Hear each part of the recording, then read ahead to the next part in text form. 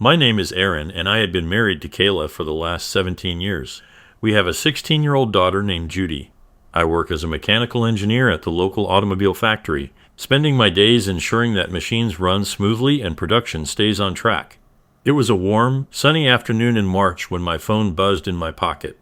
Wiping the grease off my hands, I glanced at the screen. Gordon, my neighbor. Strange. He rarely called me during work hours. I swiped to answer. Aaron, you need to get home. Now, Gordon's voice was urgent, almost frantic. My stomach twisted. What's wrong? There's a moving van in front of your house. A couple of guys are loading furniture into it. My grip tightened around the phone. Who the hell? I don't know, but they're taking a lot of stuff. Your wife's there too. Thought you should know. Kayla. My pulse pounded in my ears. Are you sure? Positive. You better get here fast. I didn't waste another second. I'm pregnant. Shoving my phone into my pocket, I strode across the factory floor, my boots hitting the concrete with heavy thuds. My mind raced. Was this a daylight burglary? Or something worse? Reaching my boss's office, I knocked once before pushing the door open. Sir, I need to go. Right now. My boss, a gruff but reasonable man, looked up from his paperwork. What's going on? There's a burglary at my house. My neighbor just called. They're loading my stuff into a moving van. His eyes widened. Now, I didn't wait for another word. I spun on my heel and ran for the parking lot, my heart hammering against my ribs. Fumbling with my keys, I yanked open the car door, jumped inside, and started the engine. The tires screeched against the pavement as I tore out of the lot, my hands gripping the wheel like a vice. I had no idea what I was about to walk into, but I knew one thing for certain. This wasn't just a simple burglary, and Kayla being there, that changed everything. I floored the gas and rushed to the spot. I reached the house, my tires screeching as I slammed on the brakes. My heart pounded as I threw the car door open and stormed toward the driveway. There, right in front of me, was a man, tall, lean, with a cocky stance, giving instructions to two other men who were hauling my furniture into the back of a moving van. Stop right there, I barked, marching toward him. The man barely spared me a glance, then muttered under his breath, "Mind your damn business." That was it. That was all it took. Before I could even think, my fist connected with his jaw, sending him sprawling to the pavement. A sharp grunt escaped his lips as he hit the ground, but I wasn't done. I pounced on him, fists flying, rage boiling over as I pounded him into the dirt. You think you can steal from me? I growled, landing another punch. In broad daylight. Another punch. He groaned, trying to shield his face, but I wasn't about to let up. With one hand, I grabbed my phone and punched a 911, barely controlling my breathing as I spoke. There's a man stealing from my home. I've subdued him, I said, my knuckles still clenched, ready to strike again. The dispatcher's voice was calm but firm. Sir, I need you to step inside your home and lock the door. Officers are on their way. I let out a bitter laugh. I can handle myself. Suddenly, a shriek rang through the air. Aaron, what the hell are you doing? I turned my head and saw Kayla rushing toward us, her face twisted in shock. She dropped to her knees beside the man, frantically checking his face, her hands trembling as she touched his bruised jaw. Why did you hit him? She screamed at me, her voice filled with outrage. I blinked, momentarily thrown off by her reaction. Do you know him? She snapped her head up, eyes blazing. Yes. He's my boyfriend. A cold wave of shock crashed over me. I felt the breath leave my lungs. That was all I managed before I drove my foot straight into his groin, making him curl up like a dying cockroach. You're my wife. I spat, my voice shaking with fury. And you have a damn boyfriend. I kicked him again, watching him writhe in pain. Kayla shrieked. Stop it. Aaron, stop. But I wasn't finished. I turned toward the moving van, my mind racing. Why is this moving van even here? I demanded. The man groaned, still cradling himself. I didn't like his silence, so I kicked him again, a third time, just to drive the point home. Out of the corner of my eye, I noticed the two guys from the moving company standing near the truck. Their arms were crossed, amused smirks on their faces as they watched the chaos unfold. I guess they were enjoying the show. If I were in their place, I'd be enjoying the show as well. The wail of sirens pierced the air, and within moments, two police cruisers pulled up in front of the house. The officers stepped out, hands resting on their holsters as they took in the scene. Me standing over a battered man, Kayla crouched beside him, and the movers idly watching like spectators at a boxing match. One officer, a tall, broad-shouldered man with a stern face, quickly moved toward me. placing a firm hand on my chest to separate me from the man on the ground. "Step back, sir," he ordered. I clenched my fist, but obeyed, taking a step back, still breathing heavily. "I'm the one who called you," I said, my voice laced with frustration. The officer raised an eyebrow. "Is that so?" "Yes," I snapped. "I got a call from my neighbors saying some guys were loading my furniture into a van. I rushed home and saw this guy." I gestured toward the groaning man still curled up on the pavement, directing them. The officer turned to look at Kayla, who was still on her knees, gently cradling the man's face. Her eyes were red with anger and something else. Guilt, maybe. "Ma'am, what's going on here?" the officer asked. Kayla lifted her head, wiping her eyes before answering. "This man is Walter Anderson," she said, her voice wavering but determined. "He's my boyfriend." My stomach twisted at those words, even though I had already heard them before. Hearing her say it again, so plainly, so unapologetically, felt like another punch to the gut. "I'm leaving Aaron," she continued, her voice cold now, void of any emotion. "And I'm taking my half of the furniture." The officer turned his gaze back to me, studying my expression. I must have looked as dumbfounded as I felt. My mind reeled. 17 years of marriage, a home, a family, all reduced to this? A moving van and a smug bastard named Walter on my driveway. The officer cleared his throat. "Mrs. Thompson," he said, his voice calm but firm, "did you inform your husband that you were leaving?" Kayla hesitated. Then, with a stubborn tilt of her chin, she said, "No." The officer let out a slow sigh, rubbing his temple. "Ma'am, I need you to understand something." He glanced at the moving van before turning back to her. "To take any of this furniture, you need to file for divorce first. After the judge orders the assets to be split, both parties will have to sign a legal document listing the assets under each name."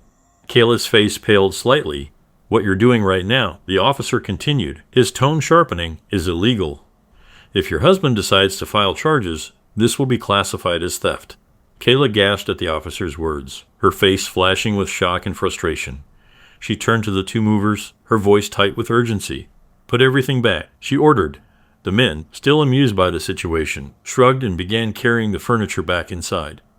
The officer crossed his arms and spoke again, his tone making it clear he was done entertaining any nonsense. "You can leave with your clothes. To keep this process smooth, I'll stay here and assist until you're gone." Kayla turned sharply toward him, eyes blazing. "My husband should leave," she snapped, glaring at me as though I was the problem here. I quickly shot back. "This house belongs to my mother, so she does not have any rights on this house." Kayla screamed back, "No, you need to leave. I deserve to live here." That was the final straw for the officer. His patience had clearly run out. "Ma'am, you just attempted to steal from your husband," he said, his voice dripping with irritation. "And now, when you're being given a fair way to move out, you want to throw him out of his own home?" He scoffed and shook his head. "Let's see if your husband wants to file charges for theft." He turned to me, waiting for my response. Before I could speak, Kayla threw her hands up. "Fine, I'll get my stuff," she snapped before storming inside. I watched her go, my mind still struggling to process the fact that the woman I had spent 17 years with, the mother of my child, had been sneaking around with another man and had planned to rob me blind before vanishing from my life. A few minutes passed before she reappeared with 2 large suitcases. As she made her way toward the door, I raised a hand. "Hold on," I said, turning to the officer. "I want her bags checked." Kayla froze, then turned slowly to face me, her mouth slightly open in disbelief. "Aaron, you have to humiliate me like this," she hissed. "Don't you trust me?" That was all it took. The 2 movers, who had been quietly watching the drama unfold, suddenly burst into loud laughter. Even the officers exchanged smirks, one of them shaking his head as if he couldn't believe what he was hearing. The officer in charge sighed. "Open the bag." "Ma'am," he said firmly. "Your husband has every right to check." With an angry glare, Kayla unzipped the first suitcase and stepped aside. I crouched down and started rummaging through it. At first, it was just clothes. But then, nestled between her sweaters, I spotted my laptop and phone charger. I pulled them out and held them up. She let out a small sigh. "I need those." I let out a short, humorless laugh, shaking my head. "Get it from your lover," I said coldly. "He can take care of you now." Kayla had left. She had packed her things, taken her true love with her, and walked out of my life.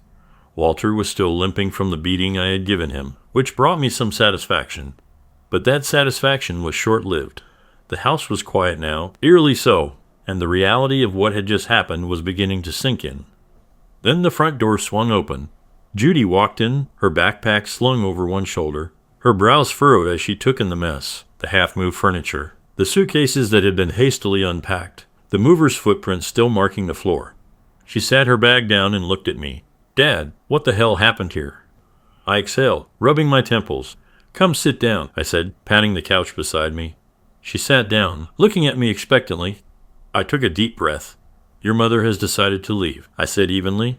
"She's gone, with her new lover." Judy blinked. Then, to my utter shock, she shrugged and said, "You mean Walter?" I turned to her, my grip tightening around the whiskey glass in my hand. "Wait, you knew about him?" She gave me a look as if I was asking a dumb question. "Yeah," she said. "Mom told me about him. He's her first love, her one and only true love." I stared at her, trying to process what I had just heard. The words hit like a punch to the gut. I stood up, walked over to the bar, and poured myself a drink, my hand steady despite the storm raging inside me. Then I turned back, sitting down with the glass in my hand. "So," I said, my voice carefully controlled, "tell me more about this Walter." Judy leaned back, crossing her arms. "Mom always told me about him," she said casually. "He was her first love, and she never stopped loving him.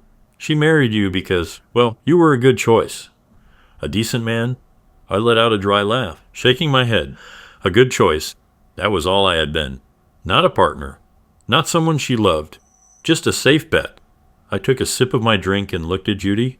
"So, tell me, Judy, do you think your mother did the right thing by leaving me for Walter?" She didn't even hesitate. "Oh, yeah," she said matter-of-factly. "You were just an arrangement. They were meant to be together. Walter only left her because he had to go abroad for his studies. Now he's back, and Mom deserves to be with him." I nodded slowly, swirling the whiskey in my glass. "Okay," I muttered. "Very interesting." I leaned back, exhaling through my nose as the weight of it all pressed down on me. "So," I said, "more to myself than to her. Spending all these years with me as my wife, that was just a farce." For the first time, Judy hesitated. There was a brief flicker of uncertainty in her eyes. But then, just as quickly, she shrugged again. "Not a fart," she corrected. "Just a stopgap arrangement." I took another sip of my whiskey, the warmth spreading through my chest, but it did nothing to dull the cold realization settling in my bones. I set the glass down, my fingers tapping against the side as I processed everything Judy had just said. So, I began. "If Walter had never left, your mother would have married him, and you would have been his daughter. That would have been the perfect scenario, right?" Judy's lips curled into a small, dreamy smile. "Yeah," she said without hesitation, just like a fairy tale romance. I let out a quiet chuckle, shaking my head. "Interesting," I murmured, more to myself than to her. Then another thought hit me. If Judy had known, who else had been in on this? Who else knows about Walter? I asked, turning my gaze back to her. She barely even thought about it. "Oh, Grandma Kelly knows," she said casually. My eyes darkened slightly. "Kelly, your mother's mother?" "Yeah," I nodded. "Oh, so she knows. What about Grandpa Greg, her husband?" Judy shrugged. "Well, he knows as well." I clenched my jaw, my fingers tightening around the glass for a brief moment before I forced myself to relax. "And how long have you known about this?" I asked. Judy leaned back against the couch, playing with a loose thread on her sweater. About 6 months, I guess." 6 months? My wife, my daughter, my in-laws, all of them had known. And not one of them had said a damn word to me. I nodded again, my mind working faster than my heart could catch up. "Very interesting," I said softly. Then I stood up. Judy looked at me, curiosity flashing across her face. "What are you going to do, Dad?" she asked. I turned to her, a slow smile spreading across my lips. It wasn't warmth. It wasn't kindness. It was something else entirely. I'm going to give everyone exactly what they want. Judy's smile remained unwavering as she looked at me, her expression one of complete certainty. "You've done good, Dad," she said, her voice carrying an eerie kind of approval. "You gave Mom everything she deserved. Now, if she wants to be with her true love, don't stop her." I tilted my head slightly, observing my daughter with quiet amusement. There was no hesitation in her words, no guilt, no second-guessing, just a firm belief that her mother had done the right thing. I smiled back, slow and deliberate. "Yes, here, don't worry," I said, my tone smooth and reassuring. "I have no intention of stopping your mother. I gave her everything she deserves." I paused for a beat, watching her closely, and I will make sure she continues to get exactly that in the future. Something flickered in Judy's eyes, but she didn't say anything. I took a step closer and reached out, gently tucking a strand of her hair behind her ear. "And as for you, my dear princess," I continue, my voice soft but firm, "you will also get what you deserve." Her smile faltered for the briefest moment. I let the silence stretch between us before finally pulling away. Then, without another word, I grabbed my coat and walked out the door. I drove straight to my lawyer's office. By the time I arrived, I already knew exactly what I wanted. The receptionist greeted me with a polite smile, but as soon as I mentioned my name, she quickly directed me to my lawyer's office. "Didn't expect to see you today?" "Aaron," Mr. Jeremy said, leaning back in his chair. "What brings you in?" I sat down, folding my hands in my lap. "I need a divorce," I stated plainly, "and I need it expedited." His eyebrows lifted slightly. "I see," he said, sitting up straight. "Anything specific you want out of this?" I leaned forward. "I want full control of my assets. I want her cut down to exactly what the law demands. Nothing more. No alimony, no generosity, no loopholes she can use later. If she thinks she deserves better, she can go ask Walter for it." Jeremy nodded slowly, considering my words. "In custody?" I smirked. "Let her have Judy. They deserve each other." He raised an eyebrow, but didn't question it. "All right," he said, already jotting things down. "I'll get the paperwork started and push for a quick resolution. Given the circumstances, this should move fast." "Good," I said, standing up. "Keep me updated." With that, I left and drove straight to the bank. The teller greeted me with a polite nod. "How can I help you today, sir?" "I'd like to withdraw everything from my joint account," I said, sliding my ID across the counter. She tapped on her keyboard, her expression remaining neutral, until she saw the balance. Her eyes flicked up to me, cautious. "All of it, sir." "All of it," I confirmed, then smirked. "Actually, no, leave $2. She hesitated, then nodded. A few minutes later, she slid a thick envelope of cash across the counter. "Would you like this counted in front of you?" "No need," I said, tucking the envelope into my coat pocket. Next stop, my office. I parked in my usual spot, walked through the building like it was any other day, and went straight to HR. "Aaron," the HR manager greeted me. "Everything all right?" I said with a smile. "I just need to update my 401k beneficiaries. Remove Kayla." She blinked. "Sure, we can process that right away." I signed the necessary forms, then moved on to the next task, calling my insurance company. Within minutes, Kayla was wiped off every policy I had. And finally, I called my mother. She answered on the second ring. "Aaron, is everything okay?" I took a deep breath, then exhaled slowly. "Mom," I said, "I think you should hear this from me first." My mother was silent for a moment after I finished explaining everything. Kayla's betrayal, Judy's reaction, the cold certainty in my daughter's words. Then, with a sigh, she finally spoke. "Well," she said dryly, "seems the apple didn't fall far from the tree." I let out a quiet chuckle. "No, it didn't," I agreed. Then my smile turned sharper, "but I intend to keep that apple on the tree." Mom didn't say anything, but I could hear her exhale over the phone, a mix of resignation and approval. She knew me well enough to understand that I wasn't going to let this slide. We spoke for a few more minutes before hanging up.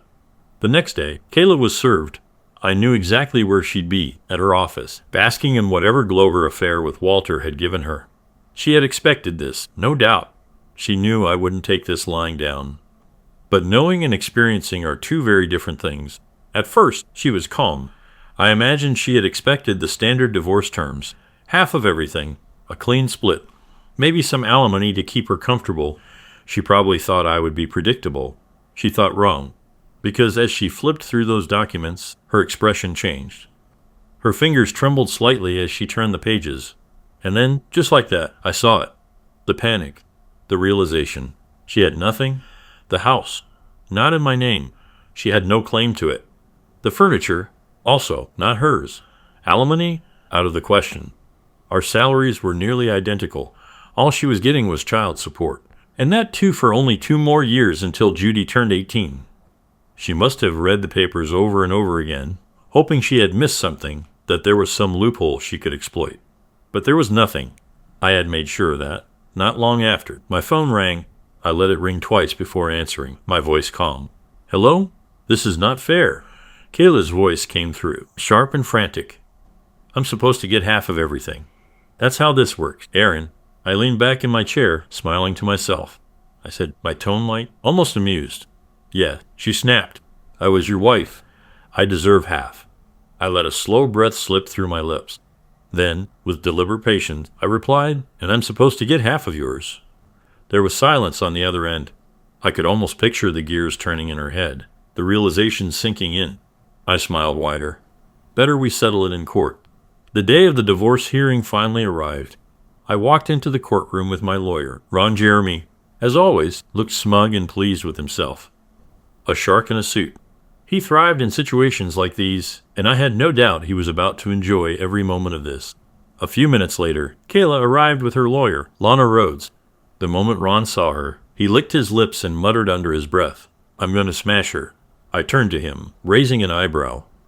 "Ditto," I said without thinking. Ron gave me a side glance before smirking.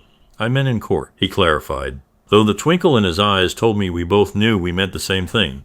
I felt a flicker of embarrassment, but the absurdity of the moment almost made me chuckle. Then the judge entered the courtroom, and all conversations came to a halt. Lana stood up first, her expression professional and composed as she addressed the judge. "Your Honor, my client's husband has refused to pay her any alimony or offer her any settlement. We are demanding half of all his assets, as is rightfully hers under marital law." The judge barely had time to react before Ron stood up, smoothing out his suit as he spoke. "Your Honor, my client's wife has also refused to give him half of her assets and has declined to pay any settlement." The judge frowned, shifting his gaze between us. "What exactly are you saying?" Ron took a few casual steps toward the bench. "Well, Your Honor, they both make nearly identical salaries. I find myself at a bit of a crossroads. Should I be demanding alimony from my client or offering it?" The judge looked at both Kayla and me, then exhaled sharply. "If both parties make the same amount, then neither qualifies for alimony." Kayla tensed, her hands clenching into fists on the table. But before she could protest, Lana quickly jumped in. "Your Honor, my client would also like to bring to your attention that Aaron emptied their joint account, leaving only $2. Ron didn't even flinch. In fact, he looked positively delighted. He stepped forward smoothly. "That is exactly what my client's wife contributed to that account." There was a pause. The judge turned to Kayla, his expression expectant. "Anything else?" Lana hesitated before nodding. "Yes, Your Honor. There is also the matter of child custody." Before she could say another word, Ron cut in smoothly, his voice as confident as ever. "We have offered the other party full custody. My client does not wish for visitation, and we will continue to pay child support for the next 2 years until she turns 18. Judy gasped audibly, her voice cracking as she cried out, "You cannot leave me, Dad. I am your daughter." I didn't turn back to look at her. My jaw tightened, my hands curled into fists under the table, but I kept my eyes forward. I had made my decision, and I needed to see it through. The judge, however, turned his attention to Judy. His expression softened as he gestured toward her. "Would you like to say something? Please come forward." Judy hesitated for a moment before stepping up to the witness stand. She looked small, vulnerable. When she finally spoke, her voice wavered. "I didn't know that my father didn't love me." Before she could continue, Ron stood up, adjusting his suit with calculated ease. "Your Honor, may I ask the young lady a few questions?" Lana immediately objected. "Your Honor, she is just a child." The judge raised a hand to silence her. "Let it be," he said. "Proceed. Mr. Jeremy." Ron stepped toward Judy. "Young lady, do you love your father?" Judy sniffled, then nodded. "Yes." Ron nodded back. "Do you respect your father?" Another sniff. "Yes." There was a beat of silence before Ron asked the next question. "Why are your parents divorcing?" Judy's lip trembled. "Because my mother's ex has returned from Europe, and now they want to be together. She is leaving him." Ron tilted his head slightly. "So, it means that your mother either never loved your father or she loved her ex more than your father." Judy opened her mouth, but no words came out. She stared at Ron, then at the floor, as silence filled the courtroom. Judy shifted uncomfortably, her tear-streaked face glancing between him and me. I still refused to turn toward her. My hands remained folded. This moment, this exact moment, was what I had been waiting for. "So, tell me," Judy Ron continued, "were you upset for your father losing his marriage?" Judy hesitated. I saw her glance at me, searching for something in my face, but I didn't give her anything. She turned back to Ron, her lips trembling, then quietly she admitted, "No, I was happy for my mother." Ron raised an eyebrow. "Happy for your mother?" Judy nodded, sniffling. Yes. Ron exhaled through his nose, rubbing his chin in exaggerated thought. I see. So, Judy, you didn't care how your father felt about all of this? You were fine with the divorce? She wiped her eyes with the back of her hand. Yes, Mom was going to be with her true love. Ron let out a low whistle and shook his head. Wow, true love. He paced for a moment before stopping and looking Judy in the eyes. So, Judy, let me get this straight. You didn't care about your father's feelings. You asked him not to stop this divorce. You told him to just let your mother go. You expected him to lose his wife and move on. Because your mother deserved to be happy. Judy bit her lip, her breathing uneven. Yes, she whispered. Ron's expression hardened. He took a step closer, lowering his voice, making sure every word sank in. Then tell me, Judy, why should he care for you? Judy's silence was deafening. The courtroom, which had been filled with whispers and shifting glances, now felt like a vacuum. Every breath measured, every heartbeat audible.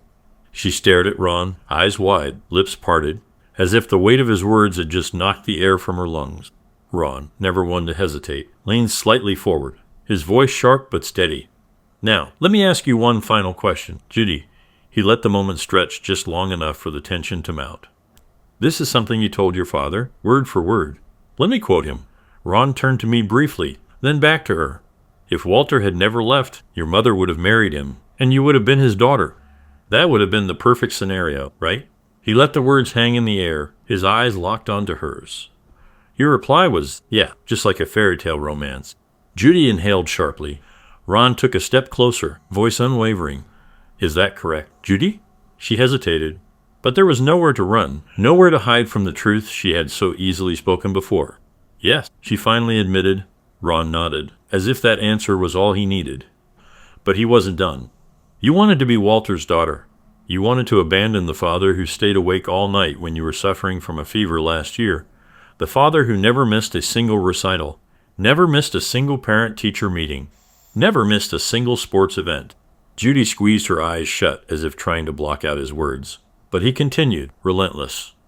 You wanted to abandon the same man who made sure you had your roller skates when he was still wearing the same 3 shirts to the office for the last 2 years. He shook his head, his voice almost incredulous. The same man who, right now, is giving you exactly what you want, to be a family with Walter and your mother. He let the silence settle once more, let the weight of it press against her. Then, with one final question, he delivered the blow. What is wrong with that? Judy broke down completely, sobbing uncontrollably as her shoulders shook. I'm sorry, Dad. She choked out between her tears. I wasn't thinking straight. Please, don't abandon me. For the first time in that courtroom, I felt my composure slipping. My throat tightened and my vision blurred for a second. I wanted to go to her, to hold her, to tell her that I would always be there. But I couldn't. I had to stay firm. I clenched my jaw and kept my posture rigid, forcing myself to hold back the storm brewing inside me. The judge, who had been watching the entire exchange with sharp eyes, finally exhaled and turned to Judy. That's enough, young lady, he said, his voice softer now. You may step down. Judy sniffled and wiped at her tear-streaked face as she walked back to her seat, her sobs quieter, but still present. Then the judge turned his piercing gaze to Lana. Miss Rhodes, he said, his tone carrying an edge of impatience. I believe Mr. Jeremy interrupted you earlier. You may continue. Lana stood up, her usual smugness plastered across her face. Thank you, Your Honor. She straightened her blazer and cleared her throat. My client and her fiancé do not want custody of the child. They are getting married and do not wish for the child to be in their presence. A stunned silence filled the courtroom. The judge's face turned an alarming shade of red. His eyes flicked toward Kayla, who was sitting stiffly, avoiding everyone's gaze. Judy, upon hearing those words, broke down even further. The sound of her crying filled the room, raw and painful, cutting through the silence like a blade. The judge rubbed his temples, looking completely exasperated. Then he turned to me. Mr. Taylor, he said, his voice dripping with frustration.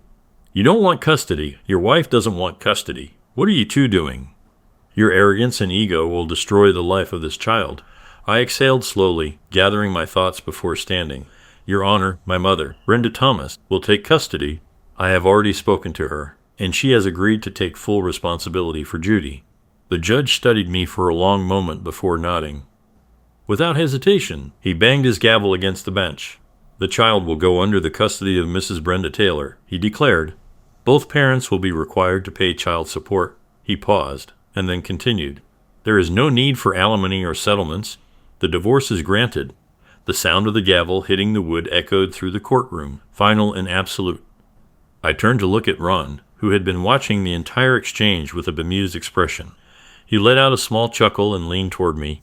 That, he whispered, grinning, was the fastest divorce in the history of mankind. After the court adjourned, I made my way to my mother. Judy was already there, sitting beside her, her head bowed, tears still streaming down her face. My mother had a gentle hand on her back, rubbing slow circles in an attempt to soothe her, but Judy's sobs didn't let up. I took a deep breath and sat down next to her. For a moment, I just watched her cry, feeling the weight of everything that had happened settle on my shoulders. Then, softly, I spoke. Sweetheart, I said, my voice calm but firm, we don't live in a fairy tale. We live in the real world. Judy lifted her head slightly, her swollen eyes meeting mine. She sniffled but didn't say anything. I never wanted to abandon you, I continued, but I needed you to understand how it feels when the people you love turn their backs on you. Like you're nothing more than an old pair of sneakers, used and discarded. She flinched at my words, fresh tears brimming in her eyes. I could tell she wanted to protest, but she remained silent, listening. We forget what people have done for us because we believe it was their duty to serve us. I went on, my gaze steady. And in return, we think they don't deserve anything. Not love, not gratitude, not even basic respect. Judy wiped at her nose with the sleeve of her sweater. Her lips trembled, but she was absorbing every word. Love is a two-way street, I told her. You give love, you get love. You give respect, you get respect. But if you give hate, you get hate in return. She sniffed, her hands gripping each other tightly in her lap. I have always loved you, I said, my voice softer now. But in return, all I got was humiliation. It hurt Judy more than you'll ever know. Her breath hitched, and she looked away, ashamed. If I had let you walk over me today, you would have walked over someone else in the future, I told her. And not everyone will be like me. Not everyone will just walk away. One day, you might hurt someone who won't just take it. They'll give you back the same humiliation, maybe even more. Judy closed her eyes, her small frame trembling. Then, in a whisper so quiet I almost missed it, she said, No, that wouldn't be good. She opened her eyes again, looking at me with a sorrow I hadn't seen before. I'm sorry, Dad, she whispered. And then, without hesitation, she threw herself into my arms, wrapping me in a tight embrace. Her body shook against mine as she buried her face in my chest, sobbing harder than before. I held her close, feeling her pain, her regret, her sorrow, all of it pouring out in that moment. After a few minutes, Judy slowly lifted her head from my chest. Her face was streaked with tears, her eyes red and swollen. But there was something different in her gaze now, something softer, more thoughtful. She sniffled and wiped her face with the back of her hand before looking up at me hesitantly. What about Mom? She asked, her voice small and uncertain. I exhaled, a sad smile tugging at the corners of my lips. I knew this question would come eventually. I reached out and gently tucked a strand of her hair behind her ear before speaking. Well, I said, she made her choice. To abandon me, to abandon you, and to move on with her life. Judy's lower lip trembled, but she didn't look away. She needed to hear this. The only thing we can do now is let fate decide. I continued. There's no point in chasing someone who doesn't want to stay. But you know what? We should be happy that we still have each other. She frowned slightly, trying to understand, so I elaborated. Look at it this way, I said gently.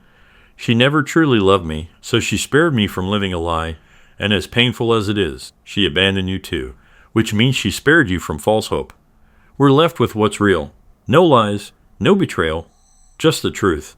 Judy's eyes shimmered with fresh tears, but this time there was a new understanding in them. She bit her lip.